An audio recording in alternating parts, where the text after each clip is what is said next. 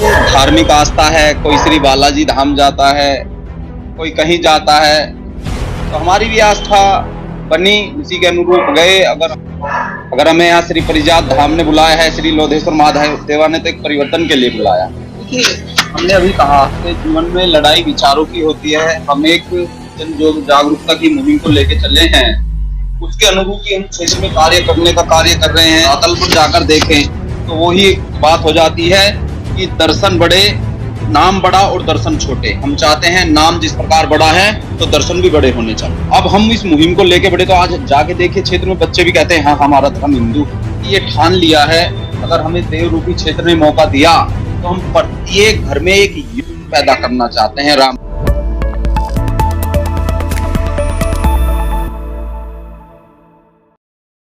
नमस्कार, मैं नितिन श्रीवास्तव।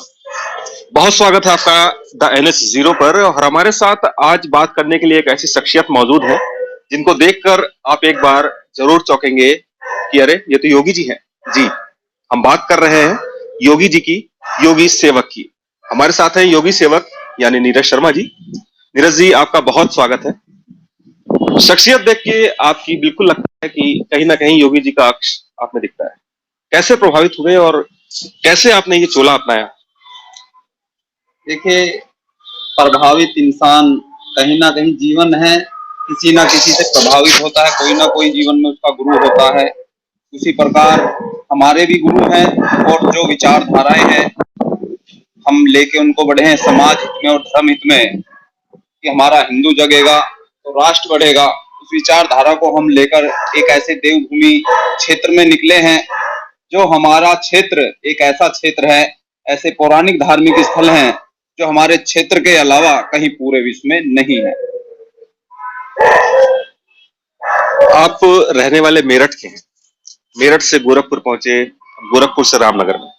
मेरठ से गोरखपुर तक का सफर, थोड़ा सा उसके बारे में बताइए। कैसे आप गोरखपुर पहुंचे और कैसे योगी जी को आपने अपना आदर्श माना? देखिए, धार्मिक आस्था है, कोई श्री बालाजी धाम जाता है, कोई कहीं जाता है, तो हमारी भी आस्था बनी, उसी के अनुरूप गए। अगर हमें यहाँ पर जन्म स्थली मेरठ है, धर्म स्थली वहां पर है और कर्म स्थली आपका रामनगर है। अगर हमें यहाँ श्री परिजात धाम ने बुलाया है, श्री लोधेश्वर महादेवा ने तो एक परिवर्तन के लिए बुलाया। राजनीति में है इस समय, आप चुनाव लड़ने की ठान चुके हैं। आप भारतीय जनता पार्टी से टिकट मांग रहे थे, 2 साल तक आपने क्षेत्र में मेहनत की, टिकट नहीं मिला। अब आप भारतीय जनता पार्टी के खिलाफ ही निर्दलीय एक उम्मीदवार हैं। लोगों का कहना है कहीं ना कहीं नुकसान भारतीय जनता पार्टी को ही करेंगे, और वो भारतीय जनता पार्टी जो आपके आदर्श की पार्टी है, जिनको आप आदर्श मानते हैं, उन्हीं की पार्टी। तो कैसे ये कैसे संभव हुआ और कितना जायज है जिसको आप आदर्श मान रहे हैं उन्हीं की पार्टी के खिलाफ चुनाव लड़ रहे हैं? देखिए, हमने अभी कहा कि जीवन में लड़ाई विचारों की होती है। हम एक जन जागरूकता की मुहिम को लेके चले हैं, उसके अनुरूप ही हम क्षेत्र में कार्य करने का कार्य कर रहे हैं। जो हमारे दबे कुचले हैं क्षेत्र में, धार्मिक आस्था हमारी बहुत बड़ी है, लेकिन अगर हम बात करें उसको धरातल पर जाकर देखें तो वही बात हो जाती है कि दर्शन बड़े, नाम बड़ा और दर्शन छोटे। हम चाहते हैं नाम जिस प्रकार बड़ा है तो दर्शन भी बड़े होने चाहिए। योगी जी ने महंत से सांसद और मुख्यमंत्री तक का सफर तय किया है। आप जब उनसे जुड़े, वो कौन सा समय था, क्या दौर था, कि उस समय वो क्या थे, और आपको पर्सनली वो कितना जानते हैं और कितना मतलब ये चीज जानते हैं कि हमको आदर्श मानने वाला कोई शख्स है जो मुझे इतना फॉलो कर रहा है? बात जानने ना जानने की नहीं, प्रत्येक आपका भी जीवन में कोई ना कोई आदर्श होगा, कोई गुरु आपका भी होगा। अब गुरु जाने ना जाने पर शिष्य का कर्तव्य होता है कि के अनुकूल अपने कार्य का निर्वहन करे। अगर हम त्याग करके निकले हैं, हमारे बंधन पर कोई गर्म वस्त्र नहीं है, हम ये भगवा चोला डाले हैं तो एक परिवर्तन के लिए डाले हैं, और जो हम परिवर्तन के लिए निकले हैं भगवान ने चाहा एक बड़े स्तर पर देखने को मिलेगा। आपने कहा आपकी विचारधारा धर्म से जुड़ी है, धर्म ऊपर होना चाहिए, ठीक है। आप 2 साल से क्षेत्र में जो मेहनत कर रहे हैं, क्षेत्र के तमाम मंदिरों में आपने लाउड स्पीकर लगवाए और तमाम लोगों को धर्म के प्रति जागरूक कर रहे हैं। लाउड स्पीकर लगाने का क्या मकसद है? क्या एक लाउड स्पीकर लगाने से, उस पे भजन कीर्तन सुनाने से ही धर्म साबित होगा, या क्योंकि कबीर जी का दोहा एक मशहूर है इसको लेकर, कितना जायज मानते हैं इसको आप? देखिए, अभी आपने कहा जिस प्रकार, मैं आपको बताना चाहूंगा कि अगर मैं आपका नाम, अभी नाम बताए आपका, मेरा नाम नीरज है, किस धर्म के अंतर्गत हूँ, किस समाज के अंतर्गत हूँ, इतना तो जानकारी होना चाहिए ना। अगर हम क्षेत्र में बात करते हैं तो हमारे जो बच्चे हैं, क्षेत्र के बच्चे, हम 2 साल पहले भ्रमण करते थे तो बताते थे कोई यादव अपना धर्म था, कोई पासी बताता, कोई पंडित, कोई मिश्रा, कि हमारा धर्म मिश्रा। कहीं पंडित मिश्रा या यादव कोई धर्म होता है क्या, आप बताएं। अब हम इस मुहिम को लेके बढ़े तो आज जाके देखिए क्षेत्र में बच्चे भी कहते हैं हाँ हमारा धर्म हिंदू है, गर्व से कहते हैं कि हम हिंदू हैं। तो जानकारी होनी चाहिए। नीरज है नाम तो मेरा, हमें फक्र होना चाहिए, गर्व होना चाहिए कि जानकारी होनी चाहिए कि मेरा नाम नीरज है। अगर हम नाम की संज्ञा बदल देंगे तो उसका कोई महत्व नहीं रह जाएगा, खत्म हो जाएगी। आपने एक लाइन कल बोली थी नामांकन के बाद कि जाति फुटबॉल की तरह बढ़ रही है और धर्म पत्थर की तरह। क्या इसके पीछे क्या लॉजिक है? देखिए लॉजिकल सीधा सीधा है हमारा, क्योंकि हमारा समाज इतना अपने आप में, कहें अगर हम अपने लालच के वशीभूत, अपनी इच्छाओं के प्रति इतना घुल मिल चुका है कि अपने आप को वो भूल बैठा है। क्योंकि जिस प्रकार हमने अभी आपसे बताया कि जातियों को अपना धर्म समझ बैठा है, इस क्षेत्र में हम देखें जातियां इस प्रकार उठाई गई हैं और धर्म पूछते हैं तो उनको दबाया गया। हम चाहते हैं कि अगर धर्म है हमारा, धर्म किस धर्म के अंतर्गत आते हैं, अगर कहीं किसी मंदिर में नगाड़े बज रहे हैं, मंदिर किस धर्म के अंतर्गत आता है, तो इसकी जानकारी तो होनी चाहिए ना। एक तो लाउड स्पीकर लगाने से ही वो चीज साबित होगी क्या? उससे तर्क नहीं है लाउड स्पीकर से। मंदिर किस लिए बनाया गया है, मैं आपसे पूछना चाहता हूँ, किस लिए मंदिर बनाया गया है? जो उस जिस लिए मंदिर बनाया गया है उसका कार्य भी तो निर्वहन होना चाहिए। क्या लाउड स्पीकर नहीं बजना चाहिए पर? अगर आपको इंसान भेजा है बना के भगवान ने पृथ्वी पर, तो आप क्या एक कमरे में ही अपने आप को सिमटा के रख देंगे, बाहर विचरण नहीं करेंगे, समाज हित में कर्म नहीं करेंगे? तो उसी कर्म को जो रुका हुआ है उस कर्म का ही हम प्रचार प्रसार कर रहे हैं। जब से भारतीय जनता पार्टी की सरकार बनी है, चाहे वो केंद्र की बात हो या प्रदेश की बात, विपक्षी भी आरोप लगा रहे हैं कि हिंदू मुस्लिम की राजनीति, ध्रुवीकरण, ये सब हावी हो चुका है राजनीति पे। कर्नाटक में मुद्दा भी अभी आप देख रहे होंगे हिजाब को लेकर जो उठा है। कितना जायज मानते हैं हिंदू मुस्लिम की राजनीति को, और क्या ये सही है विपक्ष का आरोप? देखिए कौन क्या कहता, हमारा तर्क इससे नहीं है।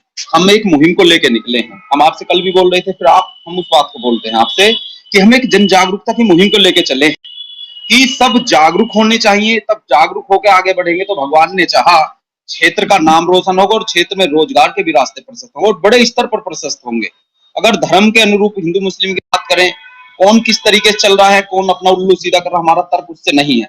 ना हम किसी का प्रतिकार कर रहे, ना अपना हम प्रतिकार होने दे रहे। हम सीधी सीधी दो बात आपसे बोल रहे हैं। हम किसी की भाव अपने अगर अपनियों को ठेस नहीं पहुंचाने दे रहे तो हम किसी की भावनाओं को ठेस भी नहीं पहुंचा रहे हैं।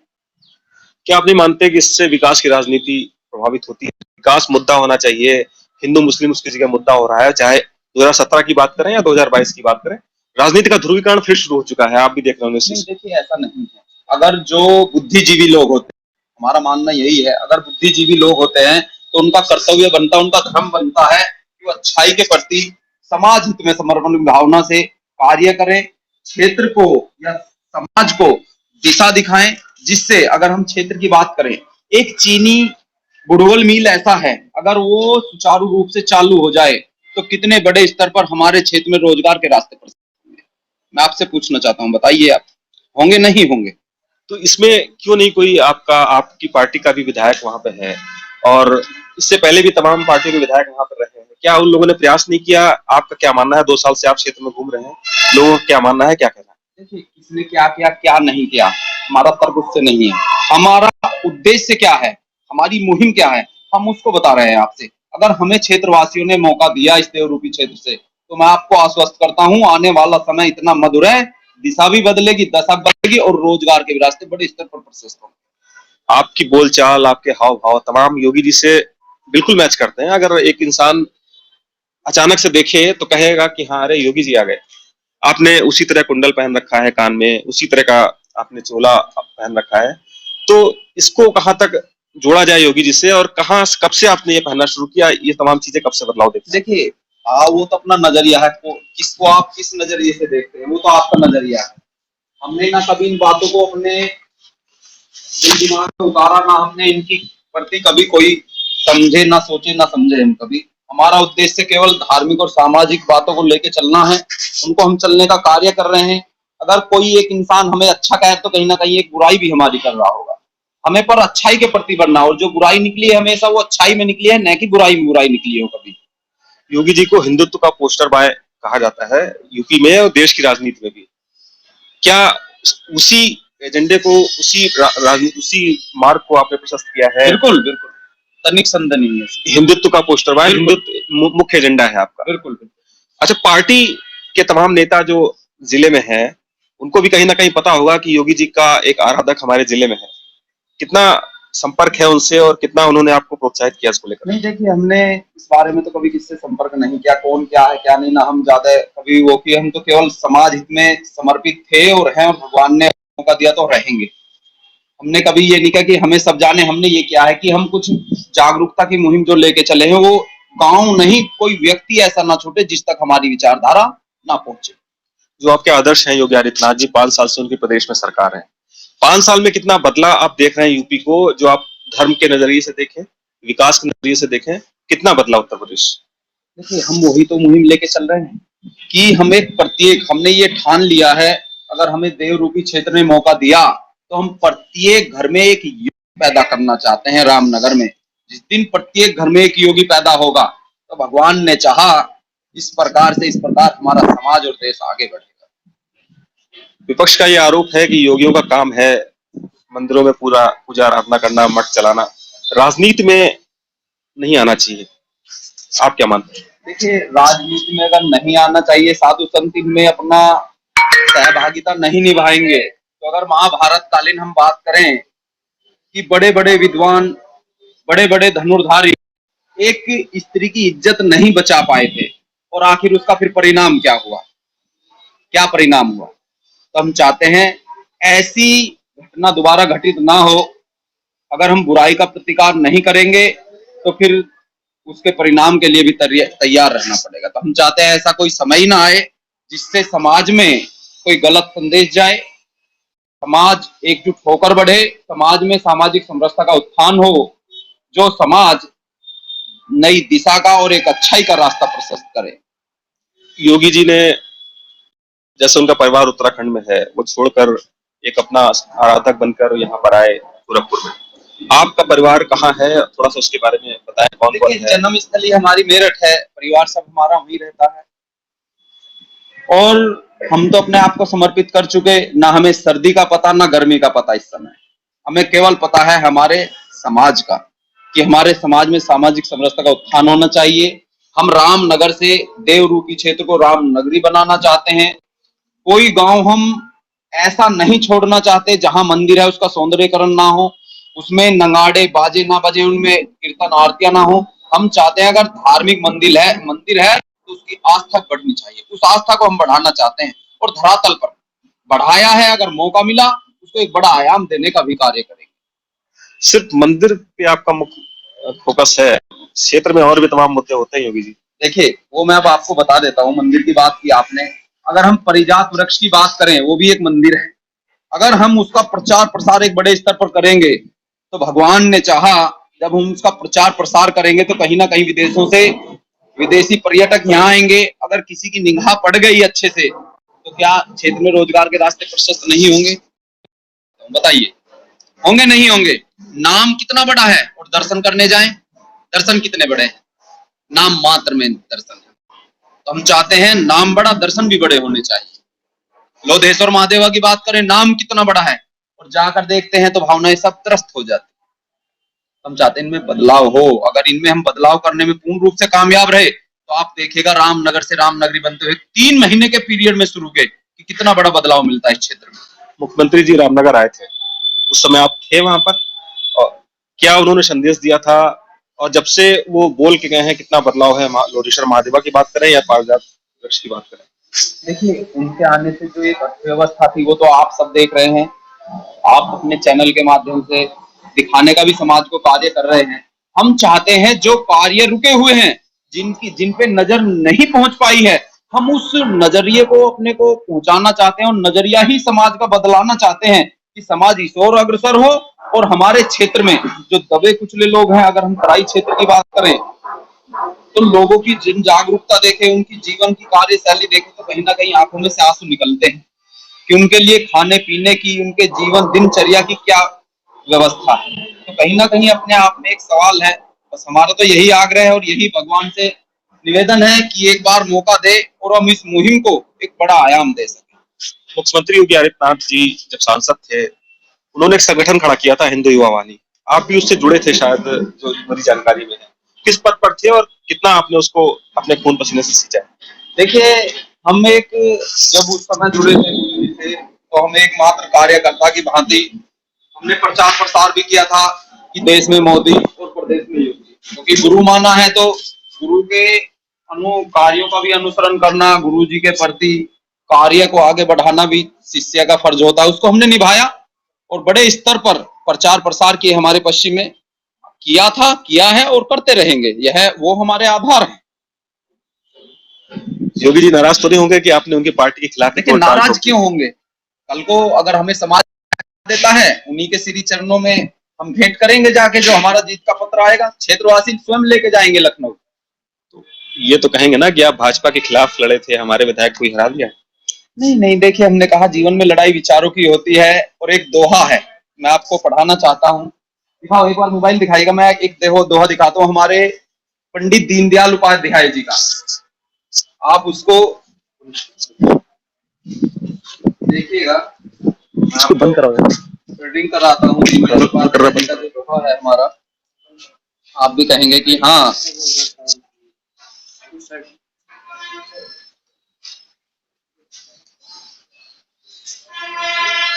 दीनदयाल उपाध्याय जी ने एक दोहा लिखा था, कोई बुरा प्रत्याशी केवल इसलिए आपका मत पाने का दावा नहीं कर सकता कि वह किसी अच्छे दल की ओर से खड़ा है। दल के हाईकमान ने ऐसे व्यक्ति को टिकट देते समय पक्षपात किया होगा, अतः ऐसी गलती सुधारने का मतदाता का कर्तव्य है। पंडित दीनदयाल उपाध्याय, पॉलिटिकल डायरी, पृष्ठ संख्या 151, 11 दिसंबर 1961। आप देख सकते हैं। आपने बहुत बड़ी बात कही है। नहीं, बात पार्टी इन्हीं के आदर्शों पे चल रही है और कहीं ना कहीं आप पार्टी के फैसले को भी गलत बता रहे हैं। नहीं, हम गलत नहीं बता रहे। फैसला जो है जिसका है वो अपने तरीके से ही किए हो, हम उसको गलत नहीं बता।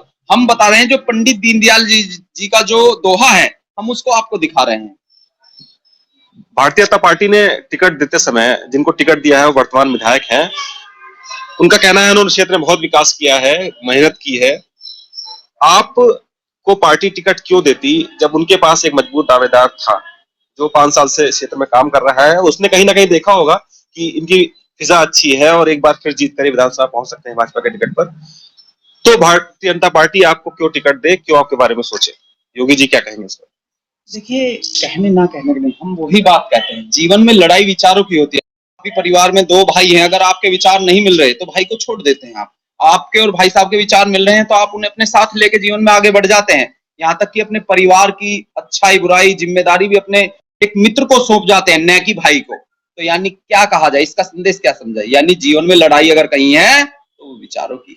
विचार कहीं ना कहीं परिवार का है ना। वो भाइयों के, अगर 2 भाइयों में नहीं बन रही है, 2 भाई अलग हैं, विचारधारा तो माँ बाप की है ना। तो माँ बाप की नहीं तो ठीक समाज भी तो उसी तरह एक परिवार की तरह है ना, परिवार की तरह है ना। और जब परिवार की तरह है तो जो अच्छे व्यक्ति हैं, जो उस समाज के समाज सुधारक हैं, उनका भी कर्तव्य बनता है कि अच्छाई को बढ़ाएं और बुराई को रोकने का कार्य करें। योगी सेवक एक स्कॉर्पियो गाड़ी से चलते हैं, बुलेट भी रखने का शौक रखते हैं, इसको कैसे देखेंगे? मॉडर्न योगी कहें आपको तो वो सही रहेगा? नहीं, हमारे का कोई वो नहीं, हमारा ड्राइवर साथ में रहता है, हम बैठते हैं, बस इससे ज्यादा हमारे पास कुछ नहीं है। हम समाज हित में समर्पण की भावना से कार्य करना। कोई ताम झाम है हमारे पास कि हम एक लश्कर लेके चल रहे हैं, एक भौकाल मचा रहे हैं, वो उद्देश्य नहीं है हमारा। हम धरातल पर परिवर्तन करना चाहते हैं। हम क्षणभंगुर नहीं है कि थोड़ा सा दिखा दिए, भौकाल बना दिए और निकल गए। हम उनमें से नहीं है। हम परिवर्तन के लिए, अगर हमें हम फिर आपसे पुनः बता रहे हैं, अगर हमें लोधेश्वर महादेव और परिजात धाम ने बुलाया तो एक परिवर्तन के लिए बुलाया है। आप भौकाल नहीं बनाते हैं लेकिन भौकाल बन जाता है, आपको ये पता होगा। जहां से आप निकलते हैं, योगी सेवक निकल रहे हैं तो उनके पीछे तमाम गाड़ियां और लश्कर पूरा निकलता है। मुख्यमंत्री योगी आदित्यनाथ जब बाराबंकी आए थे तब भी ये देखा गया था। तो भौकाल बन जाता है कहीं ना कहीं आपको निकलने से। इस पर क्या कहेंगे? देखिए, ये तो आपके मन की सोच है, आपकी विचारधारा है। हम तो समाज हित में समर्पण की भावना से कार्य करने के लिए प्रतिबद्ध हुए हैं, उसी को ही हम बढ़ाने का कार्य करें। चुनाव के बाद की क्या प्लानिंग है? अगर मान लीजिए आप विधायक बन जाते हैं, अच्छी बात है, नहीं बनते हैं तब आप क्या करेंगे? लगातार रामनगर में ही रहेंगे, काम करेंगे, या फिर? हमने कहा धर्म जन्म स्थली मेरठ है, धर्म स्थली गोरखनाथ मंदिर है और कर्म स्थली पिछले 2 वर्षों से हमारी रामनगर है। हम चाहते हैं भगवान श्री पुरुषोत्तम जी ने अगर हमें मौका दिया तो तब तक राम नगरी नहीं बना देंगे, हम रुकने वाले नहीं है, ना हमारे कदम डगमगाने वाले हैं। मतलब क्षेत्र में सक्रिय रहेंगे, चुनाव के बाद भी परिणाम अच्छे हों? परिणाम कुछ भी हो, परिणाम की हमें चिंता नहीं है। और जब एक बात और आपसे बताते हैं, जब श्री पुरुषोत्तम राम जी एक राजा के पुत्र थे तो तब तक एक आम व्यक्ति थे, और तब उन्हें वनवास हुआ और एक आम व्यक्ति की तरह वो भ्रमण किए, इस ओर से उस ओर और उस ओर से उस ओर पहुंचे, तो कहीं ना कहीं आपने महसूस किया होगा कि समाज हित में कार्य, अच्छे कार्य किए, जो गरीब थे, दबे थे, जो असहाय थे, जो पीड़ित थे, उनकी समस्याओं का समाधान कराया, और बाद में फिर नाम क्या पड़ा? भगवान श्री पुरुषोत्तम राम। तब तक एक दरबार में रहे, तब तक भगवान की उपाधि नहीं मिली, और इस सेवादारी में अपने स्वयं की इज्जत भी नहीं बचा पाए। जो अपनी पत्नी की इज्जत ना बचा पाया है वो समाज हित में सेवा करते करते, तो ऐसे व्यक्ति को क्या कहेंगे? तो मैं तो उनकी पैर की धूल के बराबर भी नहीं हूं, ना मैं सोचा हूं ना समझा हूं, बस एक अच्छाई के प्रति मुहिम को लेकर आगे बढ़ रहा हूं। मुख्यमंत्री योगी आदित्यनाथ जी जब मुख्यमंत्री नहीं थे, कितना काम करने का साथ है मौका मिला आपको उनके साथ, और कितना प्रभावित थे आपके काम से, और आप कितना प्रभावित थे उनसे? देखिए, जब हम जुड़े भी नहीं थे, आते जाते अक्सर बातें होती थी, तो हम तो सांसद थे, दुनिया आती जाती थी, तो हम भी प्रभावित हुए। बहुत सारे लोग आते थे आम जनता दरबार में, उनके गोरखनाथ मंदिर में, तो हाँ, हम भी उस श्रेणी में, हजारों लाखों की संख्या में से हम भी एक थे। तो हमने मुहिम को उठाया, उनको अपना आदर्श बनाया और निकल पड़े एक बड़ी मुहिम को लेकर कि देश में मोदी और प्रदेश में योगी। आप हमारे सोशल मीडिया पर, फेसबुक पर भी देख सकते हैं इसको। बड़े स्तर पर हम प्रचार प्रसार के गुरु हैं, चेला है उनके, तो मजबूती से उसी का हम कार्य करने का निर्वहन कर रहे हैं। मतलब मेन आपका ध्येय योगी जी को आगे करना है, योगी जी को आगे करना है, ना कि भारतीय जनता पार्टी के विचारों को? देखिए, फिर पार्टी की बात आ गई। पार्टी तो नहीं है, अगर हिंदू रहेगा तो पार्टियां तो स्वतः सुरक्षित हो जाएंगी। अगर हिंदू ही नहीं रहा तो कहाँ पार्टियां बचेंगी? हम यहाँ क्षेत्र में देखते हैं, कोई बसपा को बढ़ावा दे रहा है, कोई सपा को दे रहा है, कोई किसी को दे रहा है, कोई जातियों को दे रहा है। हम चाहते हैं ना जातियों को बढ़ावा दो, ना बिरादरियों को बढ़ावा दो, ना पार्टियों को बढ़ावा देना है, तो समाज को तो, धर्म को बढ़ावा दो भाई। जितनी बड़ी आपकी आस्था है उसका सम्मान भी तो उतना बड़ा होना चाहिए ना। अखिलेश यादव कहते हैं कि क्या योगी जी सिर्फ धर्म के ठेकेदार हैं, हम लोग धर्म हिंदू नहीं है? नहीं, देखिए, हम उसी विचारधारा में तो परिवर्तन करना चाहते हैं। अगर किसी की मानसिकता में कोई गलत विषैला जीवाणु प्रवेश कर गया है तो हम उसी को तो दूर करा ले हैं क्षेत्र में, कि हमारा समाज जागरूक हो, बुराई से हटे और अच्छाई की ओर आगे बढ़े। तमाम दल और भी हैं, समाजवादी पार्टी हो, बहुजन समाज पार्टी हो, कांग्रेस हो, ये लोग भी ऐसा नहीं कहेंगे कि हिंदू के विरोध में हैं। तो भारतीय जनता पार्टी ही कैसे हिंदू की? देखिए, ना कहने का तर्क नहीं है। जो अंदर विचारधाराएं होती हैं वो कहीं ना कहीं जीवा पे जरूर आ जाती है। आप कितना ही अच्छा कार्य करें, मैं कितना ही बुरा क्यों ना कहूं, लेकिन आपकी अच्छाई आपकी वाणी द्वारा निकलेगी जरूर, किसी माध्यम से निकलो। अगर आप कोई बुरा व्यक्ति है तो ऐसा नहीं है कि उसकी बुराई ना निकले, वो स्वतः निकल जाती है, ना चाहते हुए भी निकलती है। राजनीति में क्या अभी भी बदलाव की जरूरत है धर्म के नजरिए से? देखिए, अगर धर्म रहेगा तभी तो राजनीति कर पाएंगे हम। अगर हिंदू समाज रहेगा तभी तो राजनीति पार्टियां बना पाएंगे, तभी राजनीति करेंगे, तभी पार्टियां बनाएंगे, तभी संगठन चलाएंगे। अगर हिंदू ही नहीं रहे, कौन पार्टी बनाने देगा, कौन संगठन चलाने देगा? तो उस नजरिए से तो क्या मुस्लिम ना रहे, ऐसा कहना है? देखिए, हम किसी की अवहेलना नहीं कर रहे हैं, अवहेलना नहीं किए हैं। हम चाहते हैं अगर हमारा यह घर है, ये मकान है और इसमें हम 4 सदस्य हैं, तो हम 4 आपस में मिलजुल के रहें, जागरूकता के प्रति पूर्ण रूप से प्रतिबद्ध रहें। नाम, काम, धर्म, मान, सम्मान सबका हमें जानकारी होना चाहिए कि हम इसके अनुयायी हैं। रामनगर विधानसभा की ही बात करें तो वहाँ बड़ी मात्रा में मुस्लिम मतदाता भी हैं, और गंगा जमनी तहजीब का एक बेहतर उदाहरण वहां पर देखा जाता है। तो क्यों ना हम ऐसी बातें करें, चाहे वो राजनीतिक पृष्ठभूमि में हो या नॉर्मल, कि जिससे एकता की मिसाल पेश हो, चाहे वो राजनीति से जुड़ा शख्स हो या एक आम इंसान हो। देखिए, हम वही तो परिवर्तन के लिए हम फिर बताते हैं आपसे, तीसरी बार दोहरा रहे हैं आपसे, अगर हमें परिजात और लोधेश्वर महादेवा ने बुलाया है तो एक परिवर्तन के लिए बुलाया है। हमारा जो समाज है वो जातियों को धर्म की संज्ञा दिए हुए है, पार्टियों को आदर्श माने हुए है कि जैसे जन्मजात उस पार्टी में पैदा हुए हो। कभी कोई किसी पार्टी में पैदा होता है क्या? कभी कोई किसी से ऐसा है कि बिरादरी में पैदा हुआ हो तो वो धर्म में पैदा हुआ हो कि बिरादरी को ही धर्म समझ बैठे? हम चाहते हैं कि जिस धर्म में आपने जन्म लिया है, जिस धर्म के आप अनुयायी हैं, उसके प्रति आपको जानकारी भी होना चाहिए। आपने कई आरोप भी लगाए क्षेत्र में कि उगाही होती है, थानों में अधिकारी पैसे लेते हैं, उनके ऊपर कहीं ना कहीं प्रेशर है, काम नहीं करते हैं। इसको कैसे देखते हैं? देखिए, हम वही आपसे बता रहे हैं, हम चाहते हैं अगर कहीं कोई गलत कार्य किसी रूप में आगे बढ़ रहा है तो अगर हमें यह मौका मिलता है तो जो हमारे प्रशासनिक अधिकारी हैं, हम उनको पूर्ण रूप से छूट देंगे। इस देवरूपी क्षेत्र में एक नया कानून भी लागू करवाएंगे जिससे पूर्ण रूप से अधिकारी स्वतंत्र तरीके से रह के कार्य का निर्वहन करें, आम जनमानस को किसी भी रूप में कोई दिक्कत ना हो। योगी सेवक जी, मुख्यमंत्री योगी आदित्यनाथ जब से मुख्यमंत्री बने हैं, उन्होंने एक बड़ा साफ संदेश दिया कि हमारे राज्य में भ्रष्टाचार नहीं चलेगा, पैसे की कोई लेन देन नहीं होगा। तो ये कहीं ना कहीं आप आरोप लगा रहे हैं कि उनके राज्य में इस तरह का काम हो रहा है। नहीं नहीं, देखिए, आरोप नहीं लगा रहे। आपने एक चीज देखी होगी, हमेशा दिए के नीचे अंधेरा रहता है। हम चाहते हैं उस दिए के नीचे ही हम सबसे पहले उजाला करना चाहते हैं कि क्षेत्र में अगर कहीं है वो हमें दिखाई नहीं देता। हम अच्छाई के प्रति बढ़ रहे हैं लेकिन एक बुराई भी हमारे साथ साथ चल रही है। हम चाहते हैं अगर कोई अच्छाई के साथ साथ बुराई चल रही है हम उसको रोकें, उसको रोकने के लिए हम निकले हुए हैं। तो आपको नहीं लगता इस बुराई को आप रोक तब भी सकते थे जब ये हो रहा था? 5 साल में मुख्यमंत्री तक ये संदेश पहुंचाते कि ऐसा ऐसा हो रहा है हमारे क्षेत्र।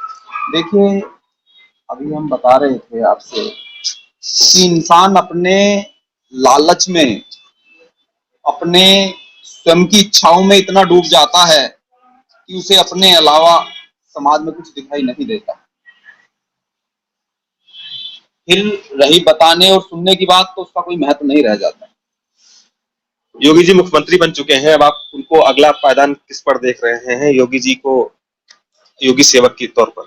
देखिए, अगर मुझे समाज ने मौका दिया, मेरे क्षेत्रवासी देवभूमि ने मुझे, भगवान ने, लोधेश्वर महादेवा ने अगर मुझे मौका दिया, श्री राम जी ने चाहते हैं कि रामनगर से रामनगरी बने, धार्मिक स्थलों का उद्धार हो, जो हम कार्य किए हैं वो किसी प्रकार की बाधा उत्पन्न हो, सुचारू रूप से चलें, हमारे आम स्वतंत्र हों, उनके लिए रोजगार के रास्ते प्रशस्त हों, तो भगवान से यही प्रार्थना है कि लगे कि भाई मैं कार्य कर सकता हूं तो मुझे बढ़ाए, और जो मेरा एक अपने गुरु के प्रति कार्य है उसे करने का मैं कार्य करूं। ये बात योगी सेवक की, योगी सेवक के आदर्श की अगर बात करें तो उनको योगी का सेवक कहाँ देखना चाह रहा है अगला पायदान? देखिए, मैंने कहा अगर मुझे मौका मिला तो मैं कहाँ देखना चाह रहा हूँ, मैं आपको बता दिया हूँ, दूसरी बार आप मुझसे दोहरा रहे हैं इसको। मैं कहाँ देखना चाहता हूँ? आपकी नहीं, मुख्यमंत्री योगी आदित्यनाथ की बात कर रहा हूँ। आप उनके एक सेवक के तौर पर अपने आदर्श को इसके बाद अगला पायदान कहाँ देखना चाह रहे हैं, वो कहाँ पहुंचे? देखिए, ये तो स्वाभाविक है, अगर हमें यहाँ से विधायक हम बनते हैं तो भगवान के श्री चरणों में हम उस जीत के पत्र को उनके श्री चरणों में अर्पित करेंगे और भगवान से उनके उज्जवल भविष्य की और प्रधानमंत्री के पद की भी उनके लिए हम कामना करेंगे। मतलब योगी का सेवक चाह रहा है कि मुख्यमंत्री योगी आदित्यनाथ अगला पायदान भी तय करें? बिल्कुल बिल्कुल। उसके बाद आप कितना सक्रिय रहेंगे और कितना आपको बल मिलेगा? देखिए, अपने जो विचारधारा सक्रिय रहेंगे, बल मिलेगा, ये तो भविष्य के गर्भ में है, इसके बारे में तो हम टिप्पणी नहीं करेंगे। पर जो हमने अभी कार्य किया है आप उसको देखते हुए स्वयं एक आइडिया लगा सकते हैं कि हम कितने अपने कार्य के प्रति समर्पित होकर आगे बढ़ने का कार्य करेंगे। ये थे हमारे साथ योगी सेवक नीरज शर्मा जी, जो मुख्यमंत्री योगी आदित्यनाथ को अपना आदर्श मानते हैं, उनको इतना फॉलो करते हैं कि सेम वेशभूषा और पूरा जो विचारधारा है, दिनचर्या है, सब कुछ सेम वैसी। उनका कहना है कि उनकी विचारधारा भी धर्म से जुड़ी हुई है, धर्म रहेगा तभी राजनीति रहेगी, राजनीतिक पार्टियां रहेंगी। उनका मुख्य मुद्दा धर्म से जुड़ा है और उनका कहना है कि वो रामनगर विधानसभा सीट से निर्दलीय प्रत्याशी के रूप में अगर विधायक बनते हैं तो अपनी जीत का पत्र भी वो मुख्यमंत्री योगी आदित्यनाथ को अर्पित करेंगे जाकर और उन्हीं के विचारधारा को आगे बढ़ाएंगे। दैनिक जीरो के लिए नितिन श्रीवास्तव, बाराबंकी से।